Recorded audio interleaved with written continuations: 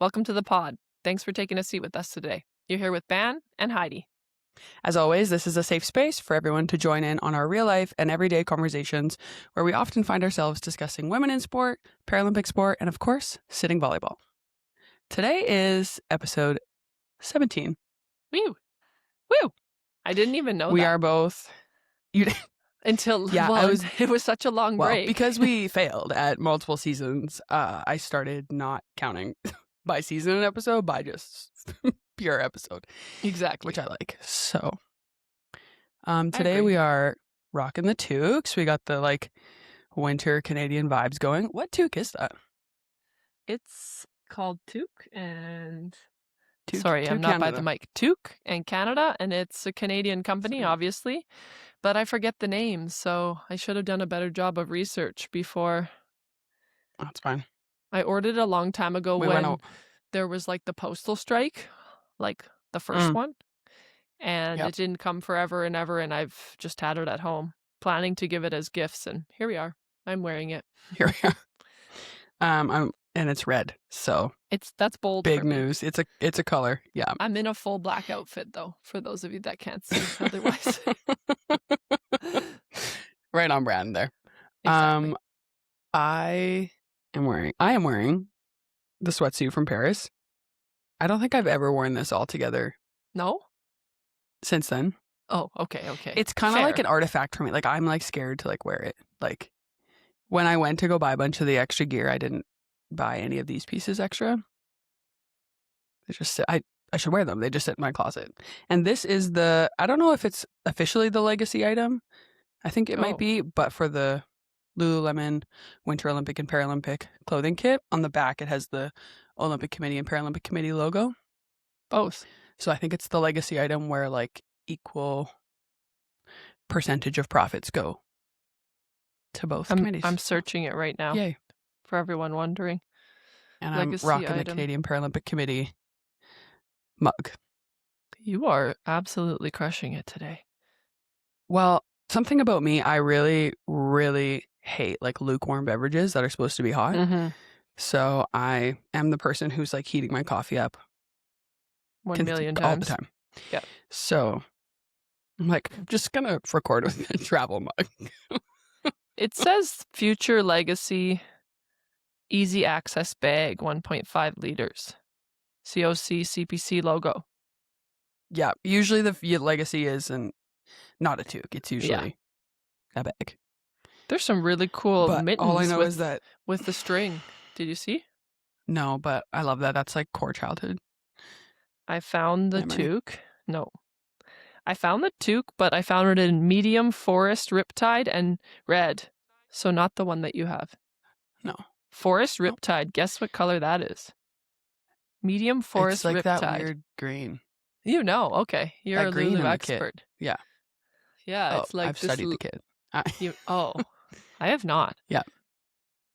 They posted a reel about I don't know what the official Lulu titles are, but the head designer behind it, and the bright red, I think for the medals kit specifically, but probably some other pieces, that is literally the most red a dye can get, basically, however they described it. I'm that's very Canadian. LOL. And I think it was the color that you just said, but there's a metallic green puffer that they got, and everyone's green, what? Mm-hmm. But it's supposed to be the color of icebergs or glaciers, underwater, something to do with ice and water. So, well, we could say the same about this kit. What's Canadian? With the pink? Yeah. I don't know. Why not? I'm sure we could find something Canadian that is that color. The Aurora Borealis at times in the summer. Pink? To throw it out there. Yeah, it has purples and pinks throughout.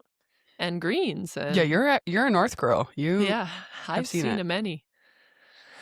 Okay, that's none of this conversation was planned for everyone listening. Yeah, that's the intro with no notes underneath. If you weren't sure, Lululemon is the sponsor for the Canadian Paralympic Committee and Canadian Olympic Committee, and the athletes going to the games will get a kit. I think we've talked about it before because we got the kit for Paris, and it's literally so many things. And Heidi has studied the kit for the Winter Games. I have not. I know it's awesome. I saw the reveal. Studied is a stretch, but okay, but you've seen the things.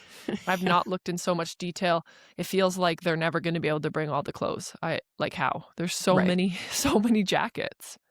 So I'll take one, no problem. Send it on over.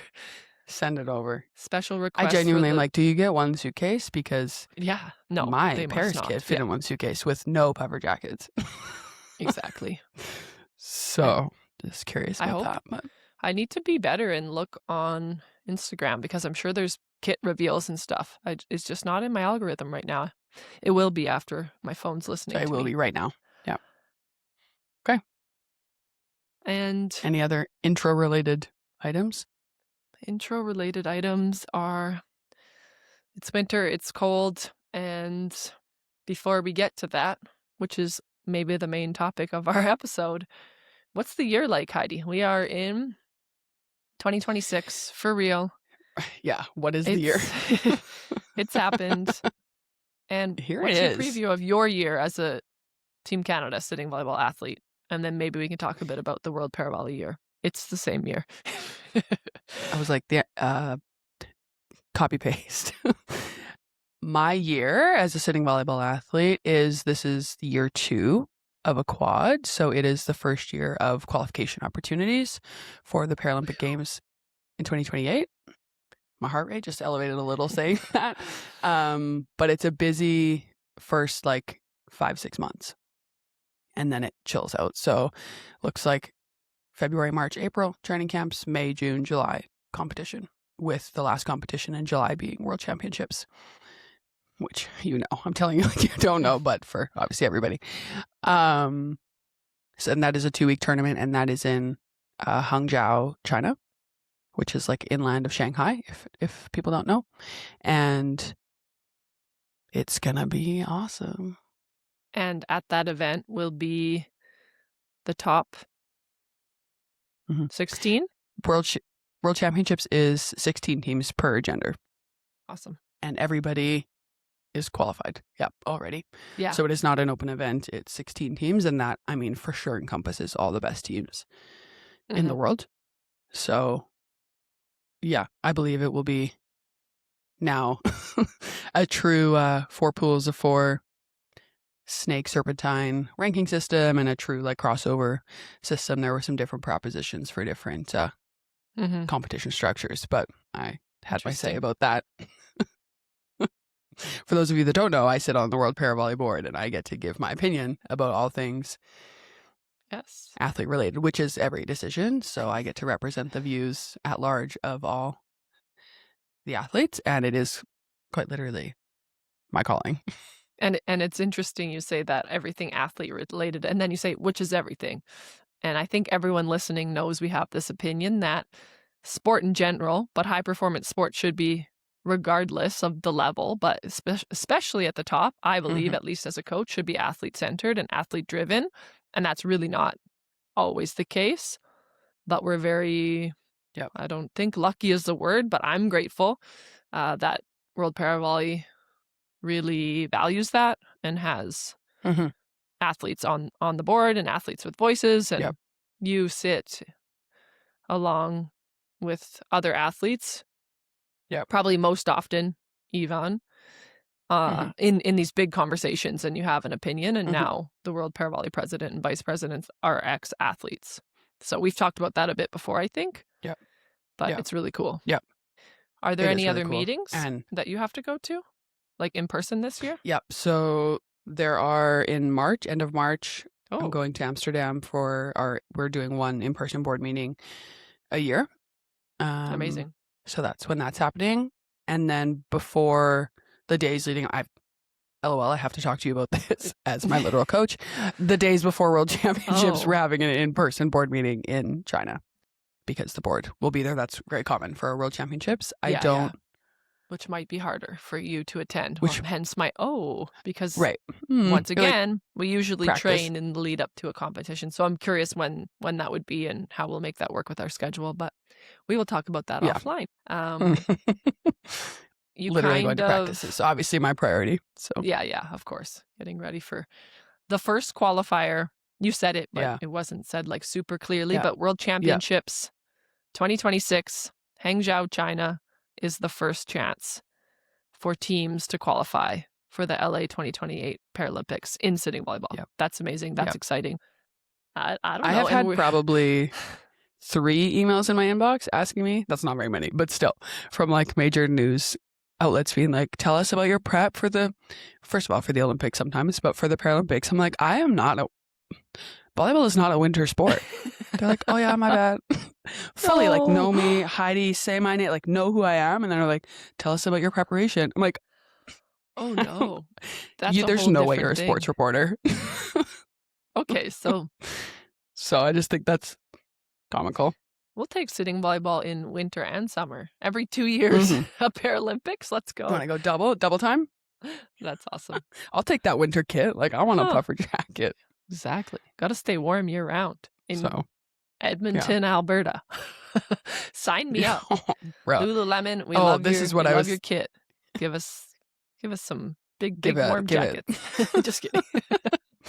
I saw that the U.S. women's sitting team just had their first training camp of the year, and it was ballpark -15 in Oklahoma City, Celsius, which is cold. For Oklahoma. That's like the everyday temperature here, but it snowed quite a bit. I'm like, oh, first of all, I didn't actually really know that it snowed in Oklahoma. I don't think that's normal, but I don't. There was snow. If you watch the map, there was snow all over the Bill was like US. shoveling all of the entrance to the gym. Yeah, so they're like had a snow camp. That was like big deal for them. Yeah, cute. And there was the development camp just happened, the Canadian Yep. sitting volleyball development camp. If you're interested, reach out, DM us. I think we've said this once again many times before, but that was in Toronto, and on the Sunday it became a snow day, and almost like Toronto shut down. People couldn't get home. I know Nadine and Leah were 24 hours later flying out. So it's real. It even happens in Canada. It really does. Yeah. In Edmonton, I think it has to be like literally pouring rain in the winter for the planes to not go. Like, you can pretty much fly out in most situations here, but out east, they're just not like equipped for the level of snow. So, and also just to add to what you just said, it was the inaugural sitting volleyball development camp. First so let's ever. just say that it was the first ever. And I heard it was great. Yeah, I can't wait. Insert applause. I can't wait to debrief, but I heard it went really well. It was a success, and we're just going to continue to build. We would love to have a fully functioning B team. Got the what? I got the content, the videos, photos, some from Leah to post on the socials. Yeah, looked good.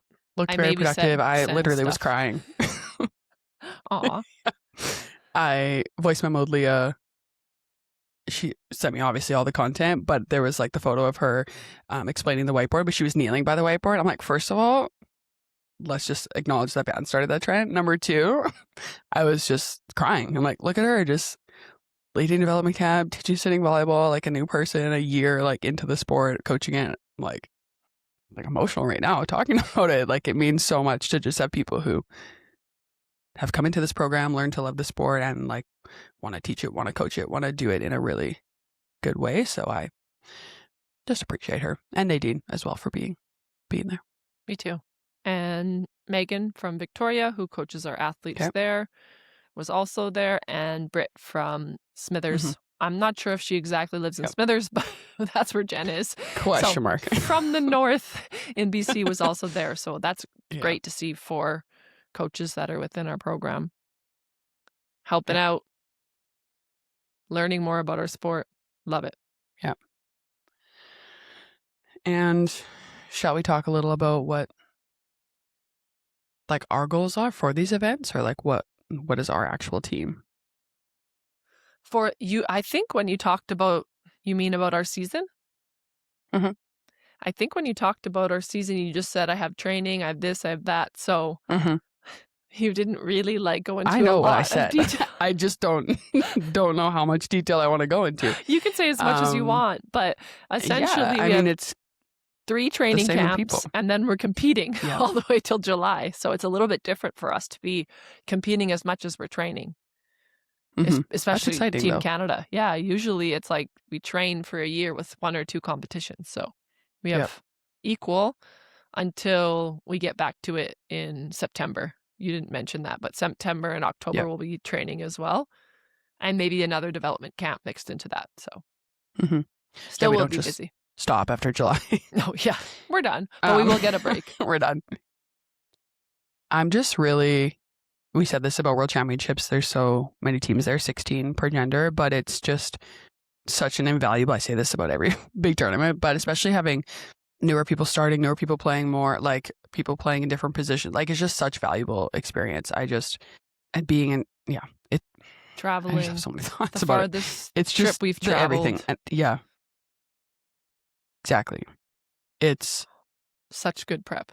I think it is like what we make it, and I just think it's going to be so beneficial for everybody. And I mean, I say that about every event, but I think we just kind of we've talked about the slots, but have that nature of like everything is an opportunity to get better. Everything is what we make it and what we choose to make it. And I'm really pumped for this year, and I think there's a lot of growth and potential, and we'll see.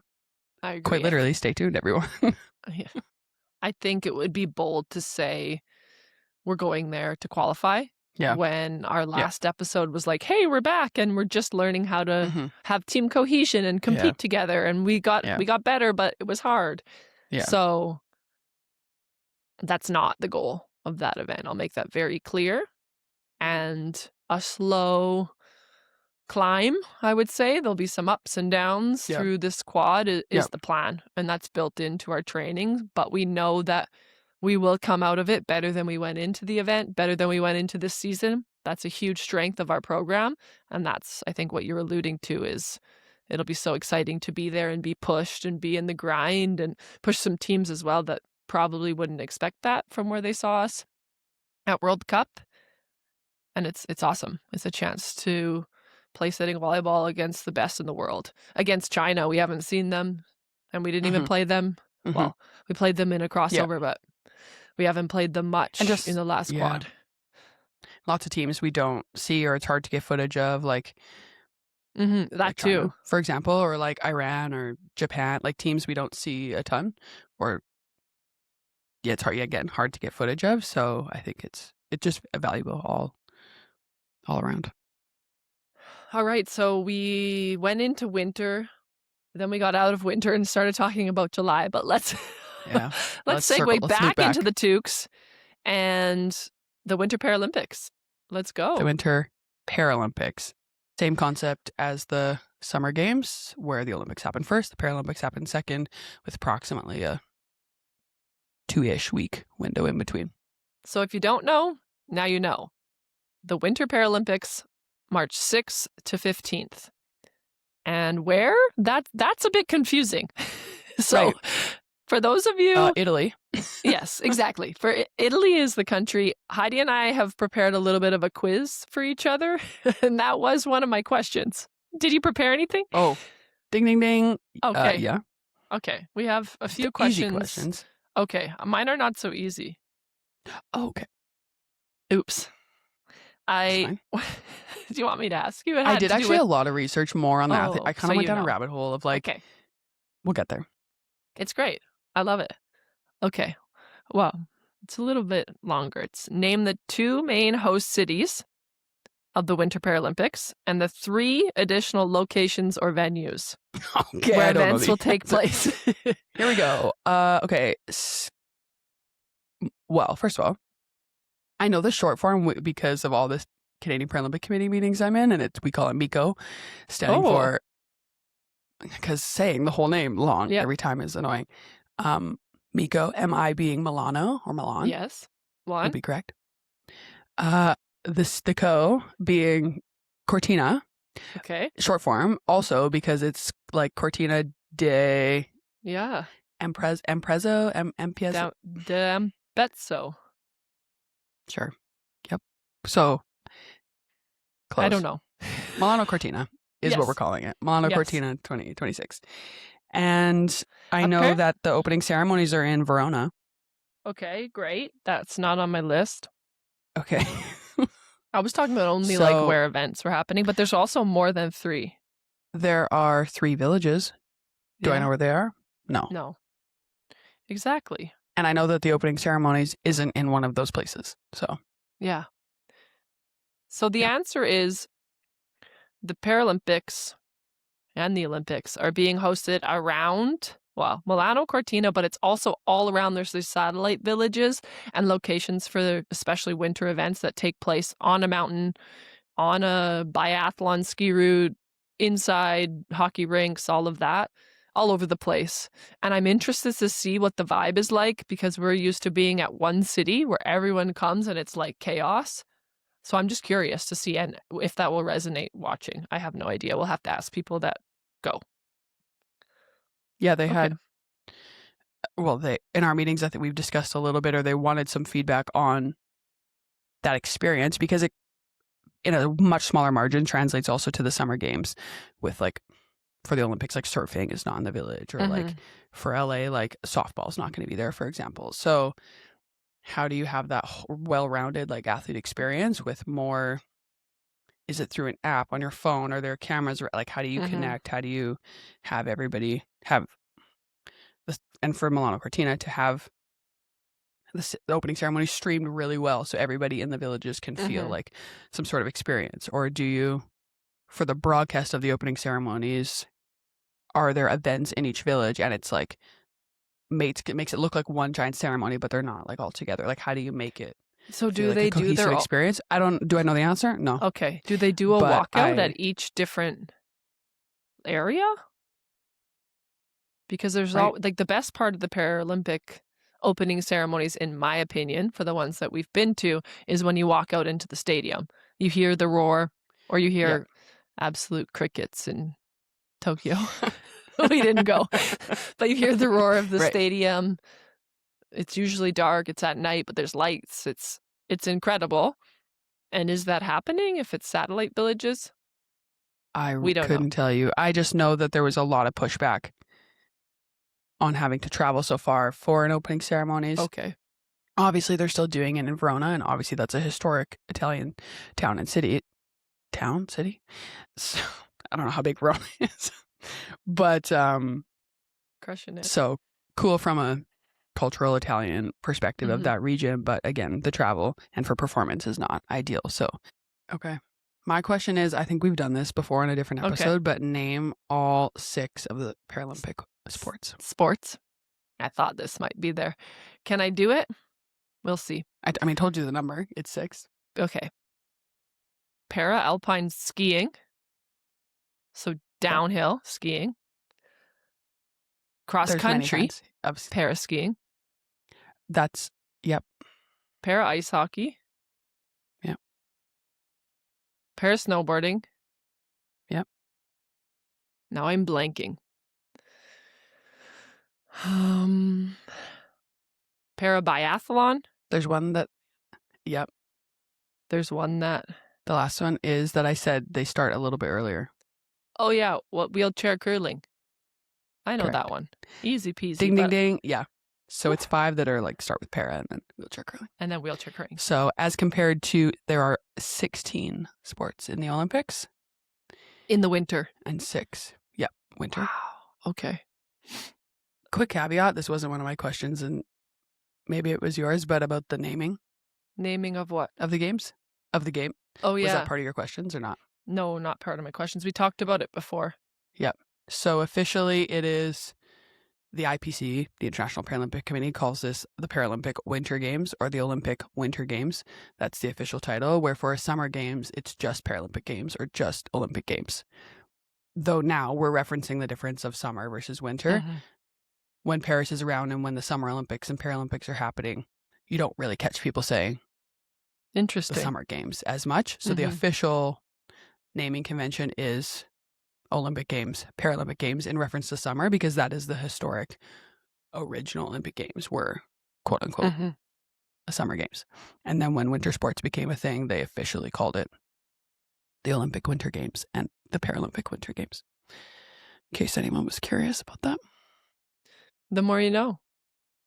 Okay, I have a classification question, which I think is really cool, but we're going to maybe skip it and we can talk about it at the end because it's less about these specific Paralympics. But, okay, I have a question. As predicted by my best friend ChatGPT, because I don't know if this is actually true. Name 5 countries expected to finish near the top of the medal table at Milano Cortina Winter Paralympic Games. You said 5? Yeah. Norway, Yes. the USA, Correct. China. Correct. You're on a roll. Come on. I mean, Canada. Yeah. It was listed first because we're the best. Great. I have no idea. And there's a couple options that this could be, but I'm going to go with Germany. Whew. Clean sweep. Was I right? Wow. It also has Ukraine listed, but I was thinking Switzerland. Like, I don't know what's Yeah. going on really there. Maybe they're small. Wow. some other Good job. Scandinavians. Now let's see 5 out of 5. when this happens if ChatGPT knows what they're talking about. I do have a question for you, a follow-up, a part B, if you will. Okay. It's really not a part B, but I have a follow-up. Is Australia represented at the Milano Cortina Paralympics? Would that make sense? I'm going to say Jamaican yes bobsled team? because I saw some obscure stat about their like participation in previous. So I'm going to go with yes. So yes. What sport? Correct. How many sports are they represented in? If I was Australian competing in a winter sport, how many sports did you say out of the 6? Yeah, of the 6. They're actually really good at I'm going to go snow with 4. sports. Let's go big. Heidi, who are you? People are going to think we cheated. I didn't cheat. I just picked not hockey and not curling. I just That's picked all exactly the it. You did it. educated You're guess. a genius. This is why you're on every board, every athletes commission. Yeah, this is why. You know everything about all the Paralympics. Wow. I'm We didn't impressed. cheat. Promise. Yeah, we just sent each other before. Yeah, right. Okay. No. I have a lot of questions. Heidi said prepare 3, Okay. and I think I have Okay. 10 or 12. Okay. This is a ballpark Okay. rounded up to the nearest 100. Approximately how many athletes go to the Paralympics? Oh my gosh. All total? Yeah. Like every country. Wow. Yeah, yes. This I have actually no idea. 2,473. Okay, I said round to the nearest 100. Not even close. Oh, Approximately between 500 and 600. no. How Yeah. many go to the summer? 4,000. Okay, that's why I thought I went low, but yeah, there's only... Yeah, you went about half, but a little more. Yeah, I was hopeful. Let's grow the This Paralympic Winter Games. We need more sports. I have an even harder ready. question for you. Bring it. Let's do it. I'm Yeah. 100% so far. Circling it back to the best country in the world that's going to win the Paralympics, of course, Canada, if you were wondering. I Duh. don't believe we've ever won the winter medal count, but okay. Exactly, but we're both wearing toques from our country, so we got to say it. You got to own it. Anyways, I'll be cheering. Said nation. If we want to rework that, okay, retake. Circling back to the most patriotic country at the Paralympic Winter Games, and my favorite, Canadiana. You can keep both in there. I'm going to keep both. Yeah. Name 5 Canadian Paralympic athletes who are major figures or potential medal contenders heading into Milano Cortina, and if you can, from different sports. That's hard. Okay, I'm going to go Tyler McGregor, ice hockey. Yeah, Para of course. ice hockey. Okay. Yeah, of course. This is half cheating because I did some obviously research for my own questions. Of course. But I'm going to say, okay, pass. I'm going to go wheelchair curling, Ina Forrest. Okay. Is that right? Is that what? That wasn't on your list. There's also my list another is wheelchair very curler. short, What's so her of name? course Colleen. you have See, to. no, but see, maybe you have to delete this whole question. I was gonna say it's kind of embarrassing because we It's should know the answer, but that's the point. And also, if we're being so real, like this is what we want to do. The shirts that we've worn a lot make the Paralympics a household name. Like we need people Yeah. to know these names. We And I need feel to. like what Yeah. I'm doing right now and what we're doing is more than what most people are doing if we're being so frank and honest You're right. about the lack of name recognition for Paralympians across the board, summer or winter. But okay. Do I know any skiers? No. I know a lot of like former athletes. Does Molly Jepsen still compete? I think I just made up the other name. Still Okay, compete. tell me That's the a great answer. question. What? You want Okay, to? I You want to give know up. the I answer? give up. I tap out. Yeah, Canadian alpine skier. That was very good, Heidi. We're so back. Yeah, she does still compete. That's the We're thing too. so back. That's what she wrote, not me. Oh. She wrote on Instagram. I was like, She said, you "We're don't so really back." talk like that. No, 1 week ago. Oh, Road yeah. to Milano Cortina. I'm Okay. fact checking on the Googles, but it's bringing me to Instagram. And that's the thing too, is these names, and I'm like, I don't actually know if Yeah. they're going to this Paralympics. And that's Yeah. why you have people emailing you about the Paralympics, because they're like, hey, we know Heidi. And you're like, I'm a summer sport athlete. So at least they know your name. You're a big deal. Okay. They know my name. Yeah. I actually have a tech and equipment question I should have asked you. That was great. Okay. This is the list that was provided by my best buddy. Okay. Brian McKeever. I think you know him. Legendary cross-country skier. He's won so many medals. Mark Idison, wheelchair curling. But you got a wheelchair curling athlete. Natalie Wilkie, para-Nordic skiing. Yeah. Shoot. Yeah. Alexis Guimond. I said that wrong, sorry. Para-alpine skiing. Tyler Turner, para-snowboard. That's who I was thinking of. Liam Hickey. I was hesitant to the hockey. Tyler because I just said Tyler from hockey. First of all, okay, but now you have an equipment question? Apologies for the very hard question, Heidi. And also, like you said, it is highlighting that we, as hosts, I would say know more about the summer games, and we need to do a better job. And we're going to learn a lot of these names through watching. I'll be watching. Did you see that TSN posted the men's para hockey?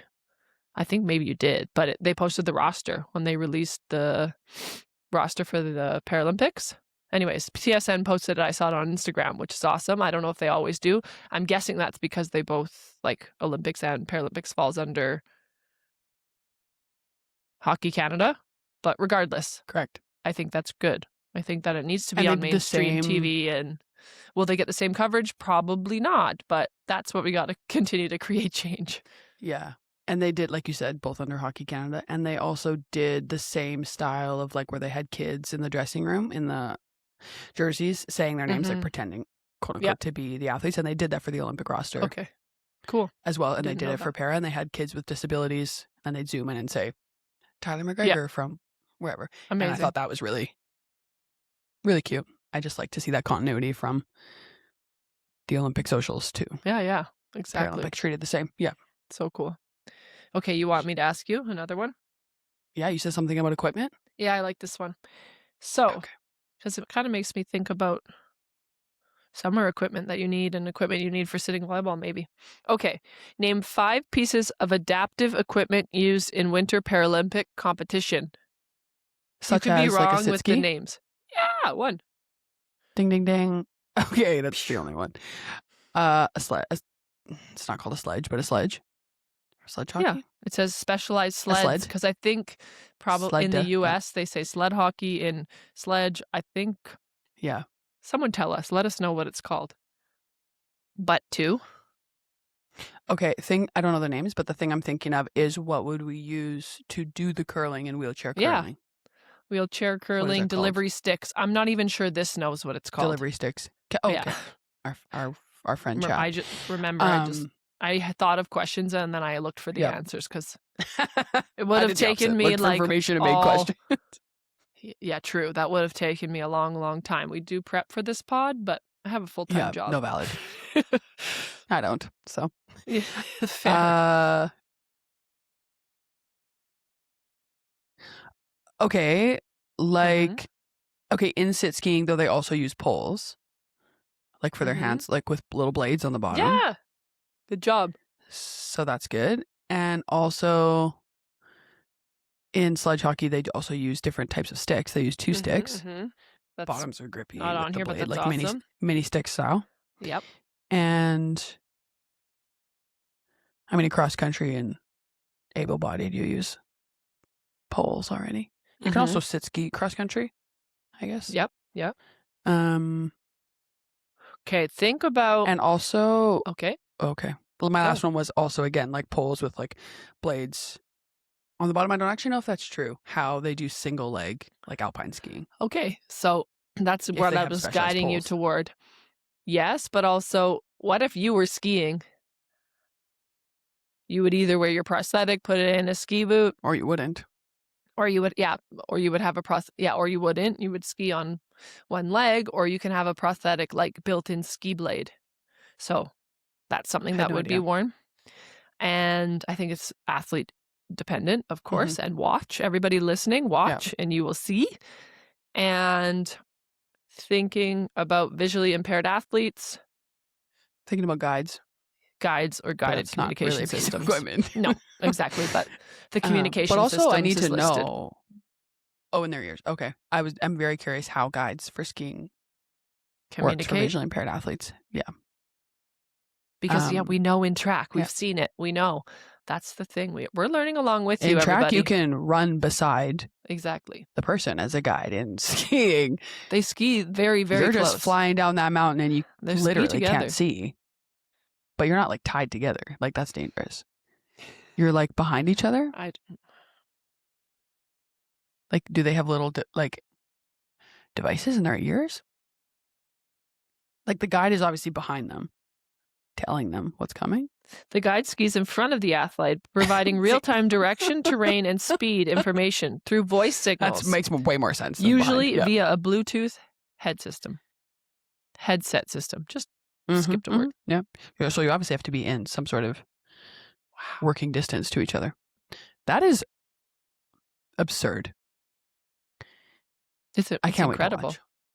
Exactly. So cool. So, any more questions for me? Same with...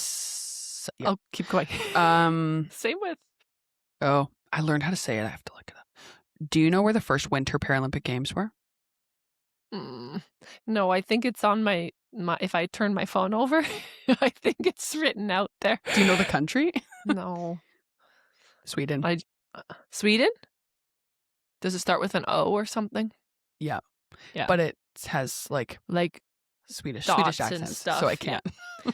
Okay. I googled how to say it, but I forgot. Sweden. What year? 1976. I'll read some of the facts I have. So we're 50 years ago was the first Winter Paralympic Games. And good job. Yeah. And easy math. And how many sports debuted then? And how many more sports can we get in the next 50 years? That's my question, because we need more than 6. If we got a hybrid on over and learns how to coach a winter sport, create a sport, we're always creating new parasports if people are wondering. Like, I just think about the Olympics. We're creating new sports. I think about what Winter Olympic sports there's lots of that don't have para counterparts. Figure skating, speed skating. Those are hard. But still, those are really hard. Cool. Yeah, that would be and so cool to watch. I like bobsled. I think I was looking on the Paralympics website, the IPC website. Skeleton. Like it says Paralympic sports in a tab, but then it also says like recognized like parasports as well. There's lots of international federations that aren't Paralympic sports. I think there's para bobsleigh, but also that's not. And also, Paralympic sport let's take a hot second for para hockey. Women's para hockey. Come on. Come on. Yep. Come on. It exists. It's real. It's happening. And they have a world championships regularly. Let's make it a Paralympic sport. I know that's happening on the Olympic side. It's on my social media, highlighting the sports that don't exist for women. We gotta change that. Yeah. 2028, we're coming for you. for those that don't know, it's just based off the number of nations that compete regularly and at a high level. And I believe for the women's game, it's only Fair. ballpark, say 4 nations that compete. I don't know what they are. Probably Canada, Okay. US, Sweden. I don't know. Finland. Thinking of hockey countries. I don't know the answer, but Latvia maybe. It's a question mark. But just not enough countries competing regularly. So they have a world championships, which is really important for funding. A lot of in-country local funding for sport at a high level. You have to have a world championships for your government to give you funding. But if we eventually obviously want it to become a Paralympic sport, that funding will also increase. So it's kind of a chicken and an egg situation as well. You need it to become a Paralympic sport, or and we need quote more unquote have countries more to play more it. platform, more stages, and Yeah. So That's yeah. We could talk about this for days because we have the Which same is conversation also in inherently a sitting problem volleyball. of the funding structure. Like, but we need more women's teams. There's more men's teams. Let's build blah blah blah.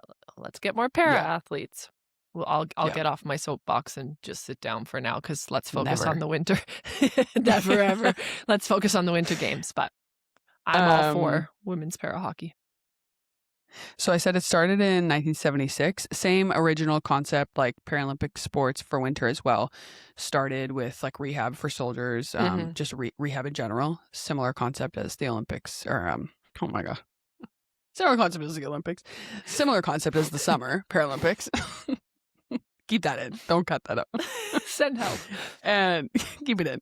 So, but in 1992, the Winter Paralympics have been held in the same city as the Winter Olympics. So in 92, they were in, I can't say it, something dash Albertville in France.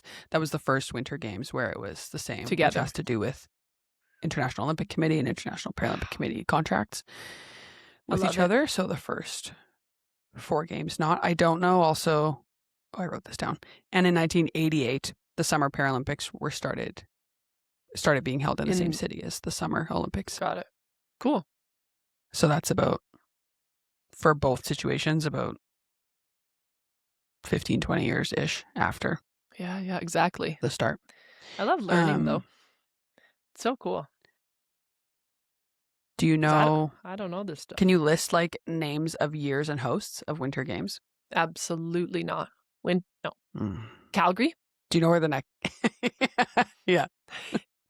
Except no. Salt Lake City? Because it was not Calgary, Utah? because in 88, it was in Innsbruck in Austria, but the Winter Olympics were here. Yeah. Oh, only Olympics. Got it. So close. Wrong. Vancouver would be, of course, 2010. 2010. Of course. Oh, yeah. I couldn't go. I was so sad. I was playing volleyball at the time.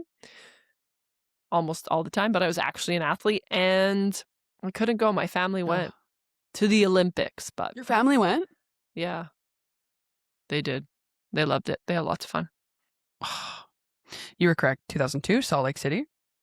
2006, Torino, Italy. 2010, Vancouver. 2014, Sochi, Russia. Yep. 2018, Pyeongchang, Korea, South Korea. 2022, Beijing. Yeah, I could have probably figured that one out. I was thinking like going all the way back from where you said they started together. Yeah, I was like, no, I don't know anything. Lillehammer, Norway. Okay, that makes sense. Nagano, 98. Yeah. So when you like say it, it's like, well, duh. Of course, we've heard of all those countries hosting, but to put it in order, yeah. But if you work your way backwards. Okay, 2030 is French Alps.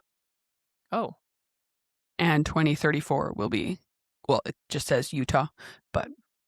Oh, yeah. Earlier I said 2028 as if it was winter. That's summer. Because I said 2028 women's para hockey. Really? I was just picking 2 years gap, but is 2028 a World Championships year? Who knows? For para ice hockey? Is what you mean? No, I was just not thinking, and I was just listing years. No, that's our games. That is the summer games. So 2030. Shucks, eh?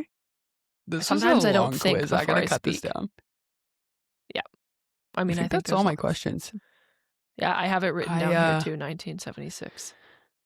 So I have some athletes, some Canadian Paralympic athletes, mostly past, some present, that we could go through and bring light to some of the names, because when I was doing research for this, I realized I don't know a lot of the names of athletes, and guilty of not watching enough Paralympic sport. And I think that's relatable for a lot, if not most, Canadians, unfortunately. So this is what we're here to do.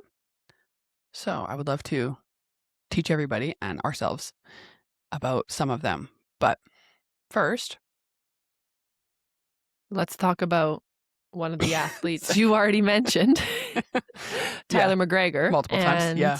the Air Canada commercial, because I wouldn't say I'm Sure. very familiar in general with their names and faces and putting a name to a face. I'm like, oh yeah, I've heard of them. And then someone shows me their picture. I'm like, oh, because they're wearing equipment.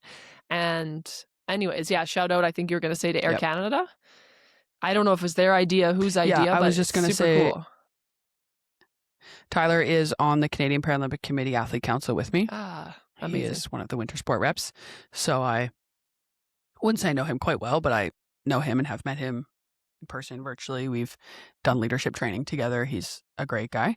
And he is also running for the International Paralympic Committee Athlete Council as a winter sport rep. So he is up for election at MECO at the upcoming Paralympic Games.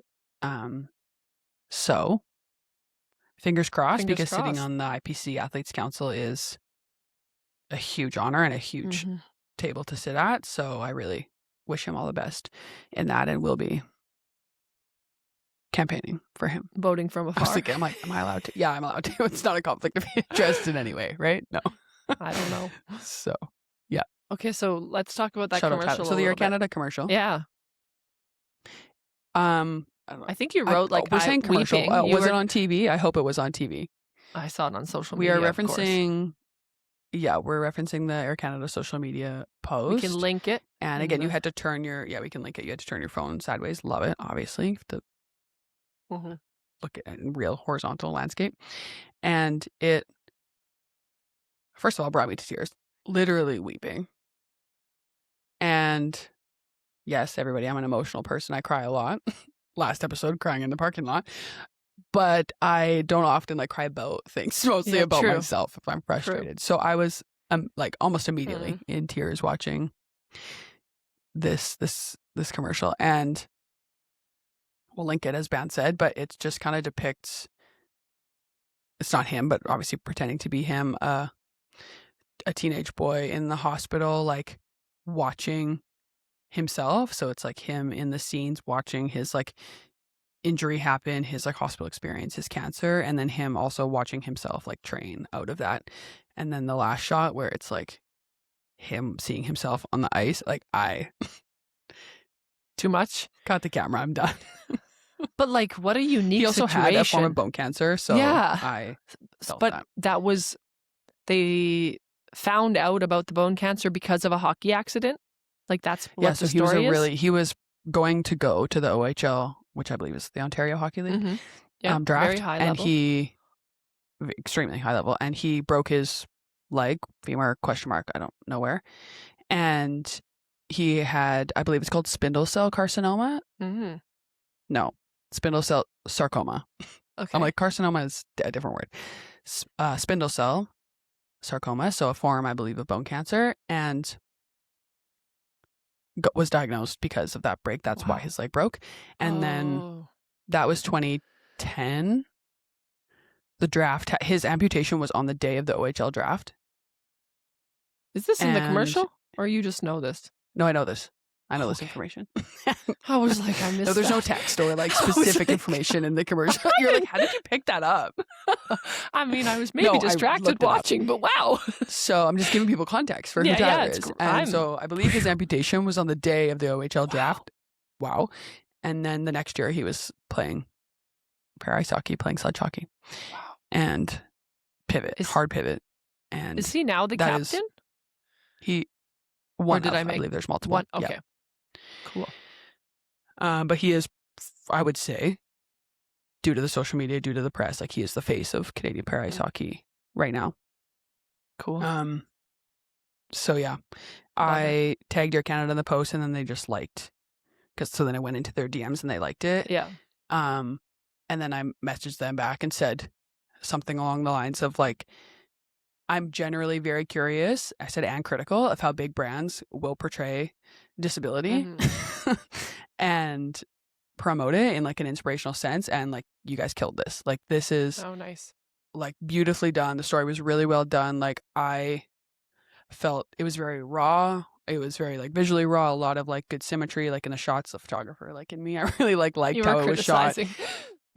Heavy criticizing and inspiring, but not in like, it's such a fine line that like I was gonna ask and I didn't. It wasn't because I was trying to be nice cheesy. And I was trying to just like, okay, we like the I think commercial. at the end of the day, it's like it's obviously supposed to be inspiring and it's like cheesy to a degree and has to make you feel quote unquote good or moved in some capacity. But I obviously can relate a lot to it, so that the emotion is there for me too. But I think it really showed also how hard he worked, like the workout scenes, like it showed, which is the important, resiliency and effort, and he didn't just go from a hospital bed to a Paralympic hockey game. There's a lot of in between that happens there, and it's not just magic. It doesn't you just get happen. To become, and because he played hockey, you still have doesn't to train mean really hard shit for the about new being sport. able to do like sit down and play para ice hockey. Like, it's actually not the same. So did they answer you back? They said, thank you, Heidi, we really appreciate it. Awesome. You're like, I'm a Paralympian too. This is not just some random person.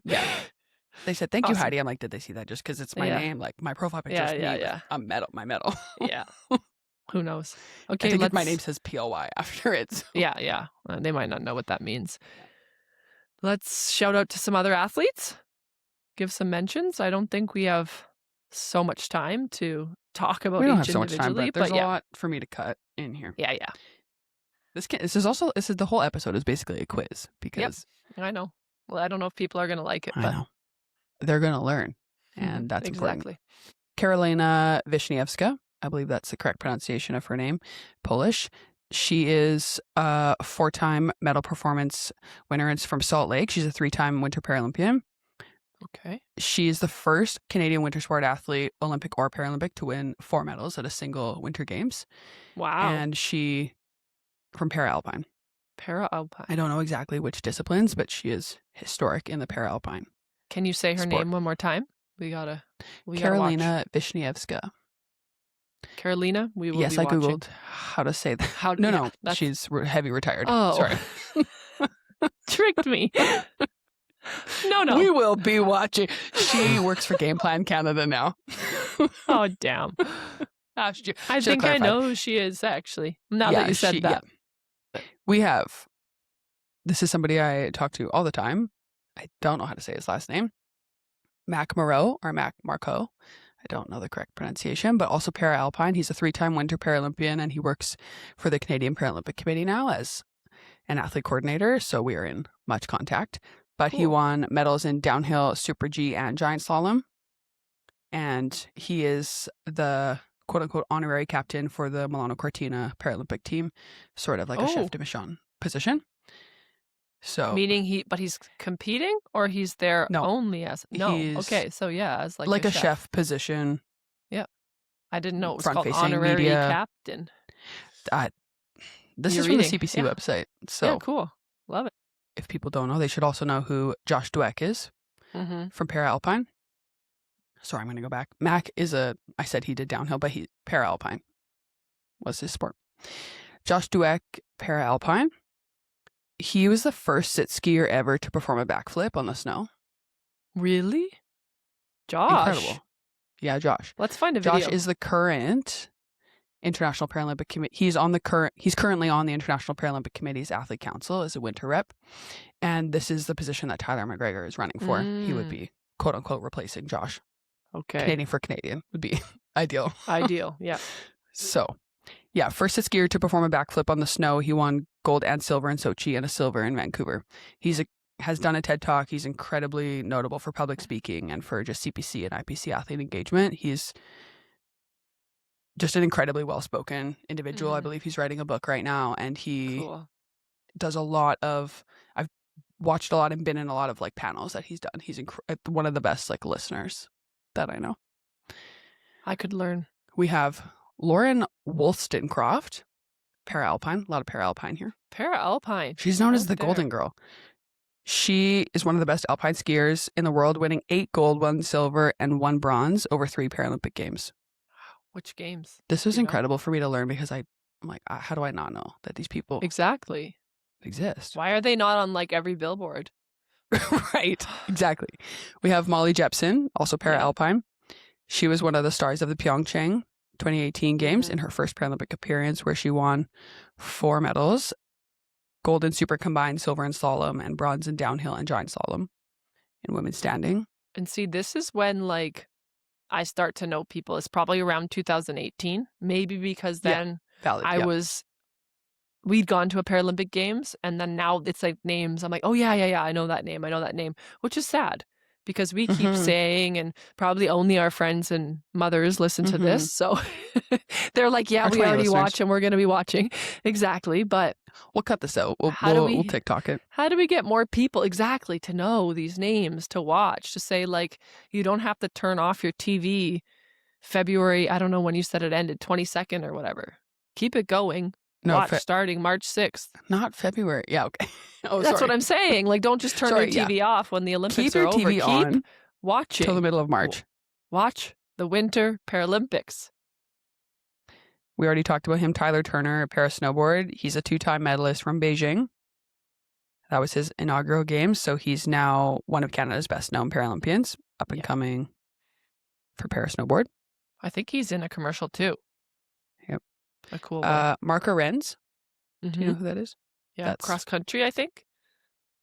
Para-Nordic. Oh. What is so Mark has won 12 Paralympic Winter Games medals. He's one of Canada's most successful para-athletes of all time. In 4 games, he has won 2 gold, 4 silver, and 6 bronze. Incredible. And still going into Milano Cortina, he's still basically the guy to beat. It says para-Nordic, and then it says featuring 2 main disciplines, cross-country skiing and biathlon. Thank you. So do they do both?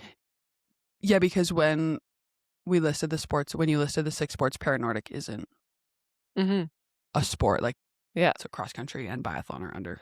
And then they have different classes within that. So there's actually, like you say, there's that many sports, but there's sit skiers in that.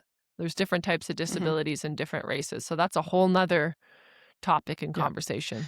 Even I'm like, oh, we should have prep classification. Yeah. Anyway, keep going. I'm intrigued. Well, you mentioned it earlier, Brian McKeever. He's one of Canada's most successful athletes ever for para-Nordic skiing. Our country's most decorated Winter Paralympian with 20 medals, including 16 gold. He continues to retain his position among the top visually impaired cross-country skiers in the world. Wow. Immaculate. Yeah, he's incredible. You mentioned, I wrote her down and I did not answer this correctly earlier, but Natalie Wilkie for para-Nordic skiing. She debuted at age 17, I believe, and as the youngest team member at the 2018 Paralympics in Pyeongchang. She's a 2-time Paralympian and is still just crushing biathlon. That is a sport I would never be calm enough to do. 0% chance ever doing cross-country skiing in any capacity. Respect. Couple more here. We have Ina Forrest. This is how I know her, from wheelchair curling. She's been to 4 Paralympic Games and been on the podium at all of them. Gold medal in 2010. Love it. Won a gold medal at home. Greg Westlake. Yes. He's back. We know him. Hi, Greg. Longtime captain. Hi, Greg. Longtime captain of Canadian para ice hockey, 2010 to 2019. First made the team in 2003. Canada's second leading scorer all time. And he's won gold in 2006, 4th in 2010. Oh, it's unfortunate, a 4th at home. It's tough. Bronze in 2014 and silver in 2018 and 2022. Incredible. Wow. We have Tyler McGregor. We also already talked about him, but he's incredible, emerged as one of Canada's most respected leaders on and off the ice. Very true. Look him up. I'm going to go past him. Fair. And then the last one I have is Brad Bowden from para ice hockey. I thought this was interesting. He's one of the few Paralympic athletes to win a Paralympic gold in both summer and winter games. He's a 4-time Paralympian in para ice hockey. But he also competed in wheelchair basketball in Athens in 2004, where Oh my where we won gosh. gold. So So I thought basketball that was then very interesting. transitioned to winter. Well, yeah. So Athens 2004, and then gold in Torino in 2006, fourth in Vancouver. Yeah. And same as what I just said about Greg, but bronze in Sochi and silver in Pyeongchang. Yeah, but I'm meaning Yep. like he didn't go back to summer games Correct. after. Yeah, I just had to Okay. verify. Yeah, Yeah, he I was started like, there's not a back and wheelchair forth. basketball and transitioned. Wow. Love it. So yeah, some hopefully soon to be facts, some household names. Yeah. Some names. Those that are still competing, we'll be looking for, we'll be supporting. And those that are retired, may you forever be a legend. And hopefully the Carolina, world we will will know not you. be watching you at the. I will be watching you at game plan when I say hello. We will be watching you at game. That's incredible. All My right. bad. Well, that was the most we've ever talked about the Winter Paralympics, I think, casually Yeah. in a row or on this podcast. And we need to do more of it.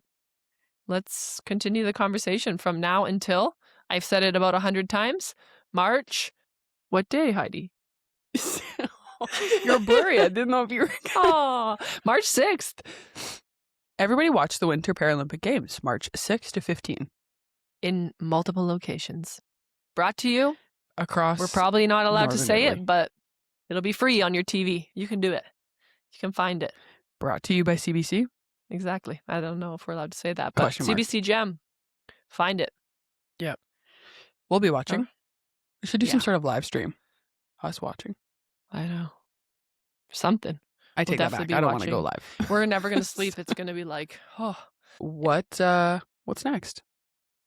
Yeah. What are we going to talk about? Let's talk to some people. We said it a few times before. Humans. Let's interview some of our friends, some of our pals. I would love to interview a Winter Paralympian once they're done. Probably not till like April. Probably they need not some before. time to come down, to relax, to chill. We all know how that is, but if you'd love to be on the pod, hit us up, let us know, but we will be DMing a bunch of you. So thank you in advance. Thank you in advance. So interviews are coming. And this is fun. Us just like chilling, but we need some more people. So I like to learn from others and learn about them. But topically, I think we could do so much. Let us know also if you like the Q&A, if it allows the conversation to flow, or if we should just actually prepare the questions and answers together like we have in the past. Let us know. We've taken many approaches. We've really not stuck to one concept. That's me in a nutshell. Do what feels right. It's how I coach. It's how I live. Here I am. It's worked out. It's worked out. A little bit of random. Never hurt you. Okay, well, thanks for taking a seat with us today. I had a blast. Heidi, I can't wait to be sitting next to you the next time we record. On my couch, hanging out. Oh, on Heidi's couch, hanging out. Okay, we can do your couch. It can be your couch. No, it can be both. We can mix it up.